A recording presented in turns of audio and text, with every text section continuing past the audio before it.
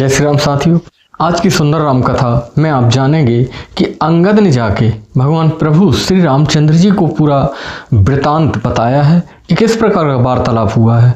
और वहाँ रावण सशंकित होकर जब अपने महल में परेशान स्थिति में पहुँचा है तो मंदोदरी ने फिर से समझाया है क्या क्या वार्तालाप हुई है। आइए सुंदर कथा से हम जुड़ते हैं।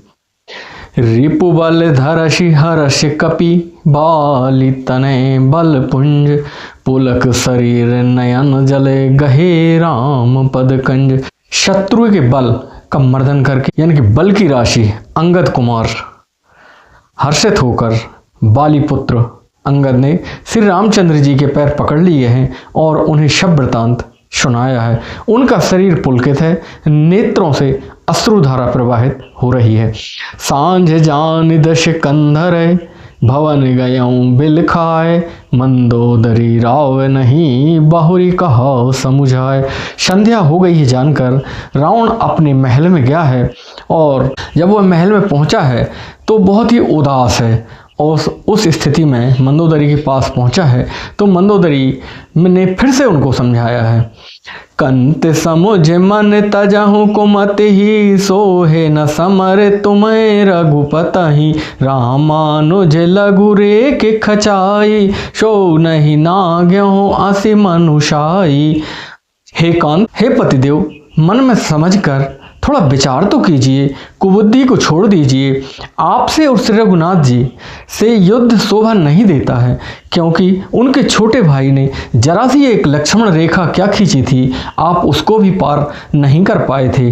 पिय तुम ताहि जितव संग्रामा जाके दूत के रह कामा कौतुक सिंधु नादि तब लंका आया हूँ कपि के हरि आशंका। हे प्रियतम, आप उनसे संग्राम में कैसे जीत पाएंगे जिनके दूत का ऐसा काम है कि वह समुद्र को लांघ कर आया और आपकी सारी सेना को तहस नहस कर दिया है, लंका में निर्भय होकर चला आया था। रखवारे हति बिपिन उजारे देखत तो ही अच्छते ही मारा जारी शकल पुर की निशिछारा कहा रहा बल गर्भ तुम्हारा। रखवालों को मारकर आपके अशोक वन को उजाड़कर आपके अच्छे कुमार बेटा को मारकर जो बानर निर्भीक होकर आपके सामने आया और इधर से वो चला गया, उस समय आपका जो युद्ध कौशल, जो आपका गर्व था वो कहाँ चला गया था? उस समय आपका अभिमान स्वाभिमान कहाँ चला गया था? अभिपति मृषा गाल जनि मार्यहूँ मोर कहा कछु हृदय विचारहूँ पति रघुपति नृपति जनि मानहूँ अग जगन्नाथ अतुल बल जानहूँ। अब हे स्वामी, झूठ व्यर्थ गाल ना बजाइए, ये डीक हाँकने से काम ना चलेगा, हृदय में कुछ विचार कीजिए। हे पतिदेव, आप रघुपति को निरा राजा मत समझिए, राजा समझने की भूल मत करिए, बल्कि अग और जगन्नाथ चराचर के स्वामी अतुलनीय बलवान जानिए। बान प्रताप जान मारी चाता सुकहा नहीं मान्यहु नीचा जनक सभा यज्ञ भूपाला रहे तुम्हु बल अतुल विशाला। श्री राम जी के बाण का प्रताप तो नीच मारीच भी जानता था, परंतु आपने उसका कहना नहीं माना। जनक की सभा में अनगणित वीर बलवान राजा थे और विशाल अतुलनीय बल वाले आप भी थे। भंज धनुष जान की बिहाई तब संग्राम जित्यो के निताही सुरपति सुत जाने बल थोरा राखा जियते आंख गई फोरा। वहाँ शिव जी का धनुष तोड़कर श्री राम जी जानकी जी को ब्याहा, तब आपने उनको संग्राम में क्यों नहीं जीता? इंद्रपुत्र जयंत उनका बल कुछ कुछ जानता है। श्री राम जी ने उसे पकड़कर उसके अपराध के लिए सिर्फ उसकी एक आंख फोड़ दी थी, उसको मारा नहीं था, उसको प्राणदान दे दिया था। और उसको जीवित छोड़ दिया था। शूर्पणखा के गति तुम देखी, तदपि हृदय नए लाज विशेषी। शूर्पणखा की दशा भी तुमने देखी है अपनी आंखों से, उसके कान नाक कटे हुए थे और उस समय विशेष कुछ लज्जा नहीं आई थी। बधि बिराद खरदूस नहीं, लील्यो हत्यो कबंध, बाली एक सर मारयो, ते ही जानऊ 10 कंद। जिन्होंने बिराद और खरदूषण को मारा और लीला से ही कबंध को मार डाला, और जिन्होंने बाली को एक ही बाण में मार दिया, क्या वह सिर्फ एक राजा हैं? हे 10 कंद, आप उनके महत्व को समझिए वो कौन है। जेहि जल नाथ बंधायहु हेला, उतरे प्रभु दल सहत सुबेला, कारुणिक दिन कर कुल केतु, दूत पठायहु तब हित हेतु। जिन्होंने खेल ही में समुद्र को बांध लिया है और प्रभु सेना सहित सुबेल पर्वत पर आकर उतर गए हैं, पड़े हैं उन सूर्य कुल रूपी ध्वजा रूपी कीर्ति को बढ़ाने वाले करुणा में भगवान आप ही के हित के लिए अंगद नाम के दूत को भेजा था, लेकिन आप समझ नहीं पा रहे हैं। सभा मांझ जेई तब बल मथा, करिवारो थे महु मृगपति जथा, अंगद हनुमत अनुचर जाके, रनि बांकुरे वीर अति बांके। जिसने बीच सभा में आकर आपके बल को उसी प्रकार मथ डाला जिस प्रकार से हाथियों के झुंड में आकर सिंह उनको छिन्न भिन्न कर देता है। रण में बांके अत्यंत विकट वीर अंगद और हनुमान जिनके सेवक हैं, उनके बारे में कुछ तो विचार कीजिए आप। ते ही कहे पिए पुनि पुनि नर काया हूँ, मुदा मान ममता मद बया हूँ, आए संत कृत राम विरोधा, काल विवश मन उपज न बोधा। हे पति, उन्हें आप बार बार मनुष्य कहकर आप व्यर्थ ही मान ममता और मद का बोझ ढो रहे हैं। हाँ प्रियतम, आपने श्री राम जी का विरोध कर लिया है और काल के विशेष वश होने से आपके मन में अब भी ज्ञान उत्पन्न नहीं हो रहा है। काल दंड गहि काहू न मारा, हरै धर्म बल बोधि विचारा, निकट काल जेहि आवत साई, तेहि भ्रम होय तुम्हारे नाई। काल दंड लाठी लेकर किसी को नहीं मारता है, वह धर्म बल बुद्धि और विचार हर लेता है। हे स्वामी, जिसका काल यानी कि समय निकट आ जाता है, जिसका मरण निकट आ जाता है, उसे आप ही की तरह भ्रम हो जाता है।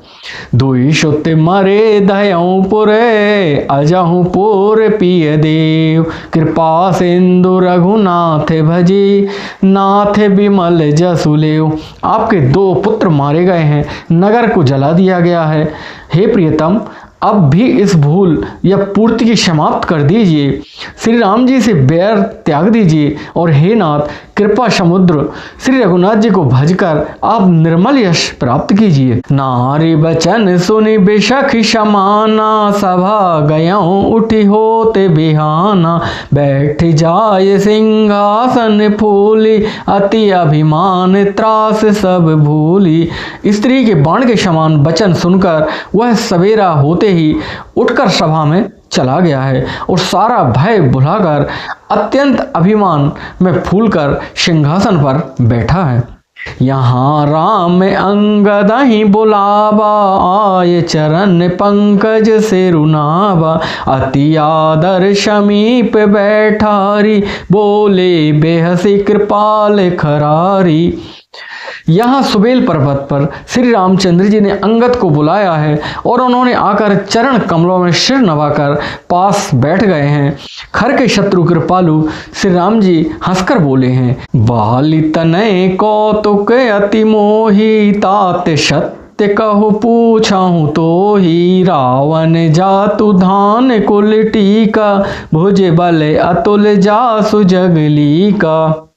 हे बाली के पुत्र, मुझे बड़ा ही कौतूहल हो रहा है। हे तात, इसी से मैं तुमसे पूछता हूँ, सत्य कहना, जो रावण राक्षसों के कुल का तिलक है और जिसके अतुलनीय बाहुबल की जगत भर में धाक है, तासु मुकुट तुम चारि चलाए, कहूँ तात कपिनी विधि पाए। सुन सर्वज्ञ प्रणत सुखकारी, मुकुट न होए भूप गुण चारी। उसके 4 मुकुट तुमने किस प्रकार से फेंके, तात बताओ तो तुमने उसको किस प्रकार से पाया। अंगद ने कहा, हे सर्वज्ञ, हे शरणागति को सुख देने वाले, सुनिए, वे मुकुट नहीं हैं, वे राजाओं के 4 गुण हैं। श्याम दान अरुदंड विभेदा, नृप और बसहि नाथ कह बेदा। नीति धर्म के चरण सोहाए, अस जिय जानि नाथ पही आए। हे नाथ, वेद कहते हैं साम दान दंड और भेद, ये राजाओं के 4 बहुत ही अच्छे गुण हैं, हृदय में बसते हैं। नीति धर्म के 4 सुंदर ये चरण हैं, किंतु रावण में धर्म का अभाव है, ऐसा जी में जानकर हे नाथ वह 4 गुण आपके पास आ गए हैं। धर्महीन प्रभु पद विमुख, काल विवश 10 शीस। तेहि परिहरि गुण आए, सुनहु कौशलाधीश। 10 शीस रावण धर्महीन है, प्रभु के पद विमुख है, काल के बस में है, इसलिए हे कौशलराज सुनिए, वे गुण रावण को छोड़कर आपके पास आ गए हैं। परम चतुरता सिरवन सुनी, बहसे राम उदार। समाचार पुन शब कहे, गढ़ के बाली कुमार। अंगद की परम चतुरता देख के पूर्ण उक्ति कानों से सुनकर उदार श्री रामचंद्र जी प्रभु हंसने लगे हैं। बाली पुत्र ने किले के यानी लंका के सब समाचार बड़े सुंदर वृतांत सुनाया है। रिपु के समाचार जब पाए, राम सचिव सब निकट बुलाए। लंका वाके 4 द्वारा, के ही विधि लागए करहूँ विचारा। जब शत्रु का समाचार प्राप्त हो गया है, तब श्री रामचंद्र जी ने सब मंत्रियों को पास बुलाया है और कहा है, लंका के 4 बड़े विकट दरवाजे हैं, उन पर किस तरह से आक्रमण किया जाए, सब लोग विचार करो। तब कपीस रेक्षे से विभीषण, सुमरि हृदय दिन कर कुलभूषण। करि विचार तिन मांद्र दृढ़ावा, 4 अनेक कपि कटुक बनावा। तब वानर राज सुग्रीव, ऋक्षराज जाम्बान और विभीषण ने हृदय में सूर्य कुल के भूषण श्री रघुनाथ जी का स्मरण करके और विचार करके उन्होंने कर्तव्य निश्चित किए हैं और वानरों की सेना के 4 दल बना दिए हैं। जथा जोग सेनापति कीने, जो थप सकल बोली तब लीने। प्रभु प्रताप कह सब समुझाए, सोनि कपि सिंह नाद करि धाये। सभी सेना के जो 4 दल बनाए गए थे, सभी के सेनापति नियुक्त किए गए हैं और प्रभु का प्रताप कहकर सबको समझाया गया है, जिसको सुनकर वानर सिंह के समान गर्जना करने लगे हैं। हर्षित राम चरण सिर नावहि, गहि गिरि शिखर वीर शब धावहि। घर जहि तर जहि भालु कपीसा, जय रघुवीर कौशलाधीसा। वे हर्षित होकर श्री राम जी के चरणों में सिर नवाते हैं और पर्वतों को शिखर ले लेकर सब वीर दौड़ते हैं। कौशलराज श्री रघुवीर जी की जय हो, जय हो, जय हो कहते हुए पुकारते हुए भालू बानर गरजते हैं और ललकारते हैं। जानत परम दुर्ग अति बंका, जानत परम दुर्ग अति लंका। प्रभु प्रताप कपि चले अशंका, घटा टोप करि चाहु दिसि घेरी। मुखहि निशान बजावहि भेरी। लंका को अत्यंत श्रेष्ठ अजय किला जानते हुए उन्होंने बानर प्रभु श्री रामचंद्र जी के प्रताप से निडर होकर चले हैं और चारों ओर से घेर लिया है। बादलों की घटाओं की तरह लंका को चारों दिशाओं से घेर कर वे मुँह से डंके और भेरी बजाने लगे हैं। जयति राम जय लक्ष्मण, जय कपीस सुग्रीव। गरजहि सिंह नाद कपि, भालू महाबल शिव। महान बल की सीमा वे बानर भालू वानर सिंह के समान ऊंचे स्वर में श्री राम जी की जय हो, लक्ष्मण जी की जय हो, महाराज वानरराज सुग्रीव की जय हो, ऐसी गर्जना करने लगे हैं। लंका भयहु कोलाहल भारी, सुना दसानन अति अहंकारी, देखहु बर नहीं केरी डिठाई, बेहसी निशाचर सैन बुलाई। लंका में बड़ा भारी कोलाहल मच गया है, कोहराम मच गया है। अत्यंत अहंकारी रावण ने यह सुनकर हंसकर वानरों की डिठाई तो देखो कहने लगा है। यह कहते हुए हंसकर उसने अपनी राक्षसी सेना को बुला लिया है। आए किस काल के प्रेरे, क्षुधावंत सब निश्चर मेरे, अस कही अट्टहास सठ कीना, ग्रह बैठे आहार विधि दीना। बंदर काल की प्रेरणा से चले आए हैं और मेरे राक्षस भूखे हैं, यह कहकर घर बैठे भगवान ने उनको भोजन दे दिया है। ऐसा कहकर वह मूर्ख अट्टहास करके हंसने लगा है। बड़ा जोर का उसने ठहाका लगाया है। शोभट सकल चारों दिशि जाहु, धरि धरि भालू की से सब काहू। उमा राब नहीं असे अभिमाना, जी मिटेटे विखग सोत उताना। और बोला, हे वीरो, सब लोग चारों दिशाओं में जाओ और सब रीछ बानरों को खा जाओ, पकड़ पकड़ कर खा लो। शिव जी कहते हैं, हे उमा, रावण का ऐसा अभिमान था जैसे टिटहरी पक्षी की ऊपर ओर करके सोता है कि मानो आकाश थाम रहा हो। चले निशाचर आयशु मांगी, गाही कर भिंड पाल बरसांगी, तोमर मुदगर परो से प्रचंडा, सोले कृपान पर गिरी खंडा। आज्ञा मांगकर वह राक्षस उत्तम भिंडीपाल, सांगी, बरछी, तोमर, मुदगर, प्रचंड फरसे, शूल, दुधारी तलवार और परिघ और पहाड़ों के टुकड़े ले लेकर राक्षस चले हैं। जेमी अरुणो पल निकर निहारी, धावहीं सड़ खग मान से आहारी, चौचे भंग दुख तिनहि न सोजा, तिमि धाये मनुजा दे अबूजा। जैसे मूर्ख और मांसाहारी पक्षी लाल पत्थर के समूह को देखकर दौड़कर उस पर टूट पड़ते हैं और उनकी जब चोंच टूट जाती है तो उन्हें समझ में नहीं आता कि उन्हें ये दुख क्यों हो रहा है, उनको कुछ समझ में या सूझता नहीं है। वैसे ही बेसमझ राक्षस दौड़ पड़े हैं।